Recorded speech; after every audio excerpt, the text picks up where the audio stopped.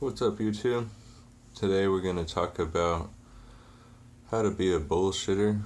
Now, being a bullshitter is just an important skill in life because a lot of the situations that you go into, you don't know what you're talking about, but you have to pretend like you know what you're talking about to some degree so that you can command enough respect for people to tell you what you're talking about.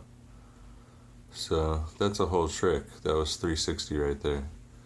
If you want to, you know, where I had to do it was construction situations. Basically, I would show up to a job site, I wouldn't know what they were doing, I didn't know where they were doing it, and I had to tell them what they were doing. So basically, if you want to get involved in a negotiation or have a contribution to something that you don't know what you're talking about, when you show up, you have a real positive attitude and you reinforce the first thing. You reinforce that they are your friend and you are friends with them. They don't have a choice. You're just their friend, whether they knew it or not, and you treat them like you would treat, like when you show up, like hey, like you're excited to see them, just like you're excited to see a good friend.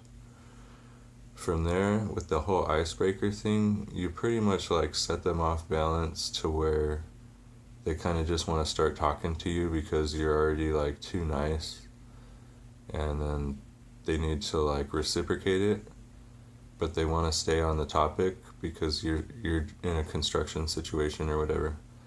So the icebreaker is the key, and then after that they'll tell you everything about where they're going to dig and what they're going to do, everything that they've already done so far. After you just look them in the eyes and you ask them a real simple question, open-ended. So, what are you guys doing over here, Like just like friendly. Don't start being all like persistent in like one direction or another.